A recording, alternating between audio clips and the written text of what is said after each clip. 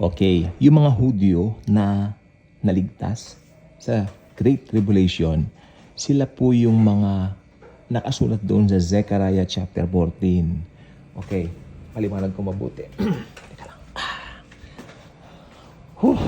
Yung Zechariah chapter 14, it's all about the second coming of the Lord Jesus Christ. Ngayon, itong mga Hudyong ito yung tinanong hindi ba unfair yan? Hindi sila naniwala? No, maniniwala po sila the moment na si Jesus dumating. Ganun po talaga yung maniniwala sila. Iiyak nga ho sila, tatangis sila. Sasabihin nila, ikaw pala ang Diyos na makapangyarihan sa lahat. Pero nireject ka namin. Totoo nga yung sinabi nila na ang Diyos ay naging tao, pero nireject ka namin. Pero ngayon, patawarin mo kami, Diyos ko, Diyos naming makapangyarihan. Patawarin niyo po kami. At patatawarin sila ni Lord Jesus. Kaya yung mga yan po, papasok ngayon yung mga Hudyong yan. Makinig pong mabuti. Papasok ang mga Hudyong dinatnan na yan dito po sa tinatawag nating millennial reign. Magiging palaanakin po ang mga yan kasi mga humans pa rin po yan. Kaya dadami pa rin po ang tao during the millennial reign of the Lord Jesus Christ. Okay, at hindi naman po yan ang topic natin. Ang topic po natin, yung puso ng Diyos sa mga Hudyo. Okay, ang mga Hudyo, pinili po ng Diyos. Hindi po naalis yung pagiging pinili nila. Okay? Although, naniniwala po ko, ang apple of the eye ni Jesus, mananatili lagi na ang church. Pero pinili pa rin niya ang Hudyo.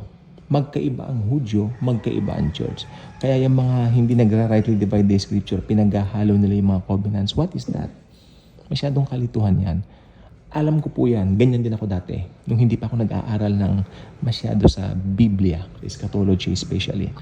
Pero right after I realize na ang dealings ng Panginoon sa Hudyo ay kaiba sa mga mananampalataya ng Panginoong Hesus, lalo mo makikita na ang Panginoong Hesus ay may ginawa sa krus.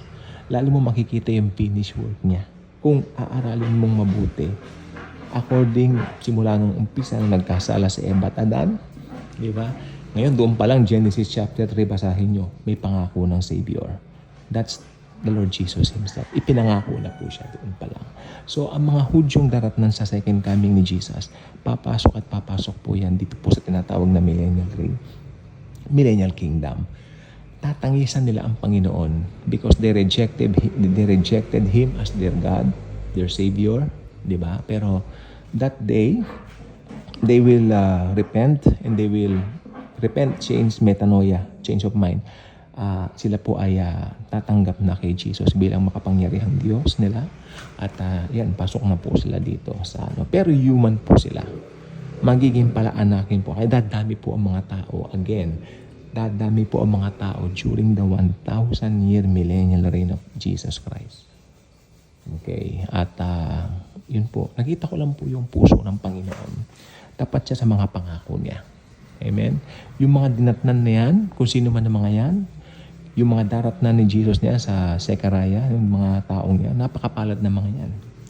Diba? Sila yung dinatnan, sila yung makakakita doon sa kapangyarihan ni Jesus na nagmula-mula sa langit, bumaba, pinatay yung Antikristo, itinapon yung, buhay silang itatapon pala, buhay silang itinapon yung Antikristo at saka yung false prophet doon sa Gihina.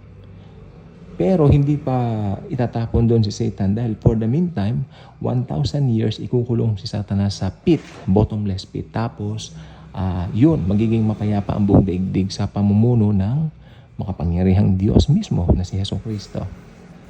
The Almighty God Himself will be the President of the whole world. King of Kings and Lord of Lords. So, I hope nakikita po natin yung mga tinatawag na significance, no? So ngayon po, yung mga yan po, mangyayari po yan in the future dahil sa ngayon, ang pinaka-main event that we are waiting ay ang rapture of the church. Yes, the rapture of the church, yan po ay mangyayari. Tawanan man nila yan, tuyain man tayo ng mga yan. Uy, walang rapture. Kasi nung alingan ng rapture, may nagganyan pa, inilagay pa sa Facebook, pagka-laki-laki ng thumbnail niya. Kasi nung halingan daw ang rapture. Ako, kawawa ka ako. Talagang papasok nga, sabi ko sa isip ko, talagang papasok ko nga sa Great Tribulation dahil yan ang paniwala mo. They don't believe the truth about it. Yung mga naniniwala na same event ang rapture at saka ang second coming, papasok talaga kayo dito sa tribulation period. Talagang mararanasan niyo yan. Promise. Dahil hindi niyo pinaniwalaan yung mga nakasulat sa Biblia na mga katotohanan. Ngayong nandito naman kami, pinapaliwanag namin mabuti. Okay?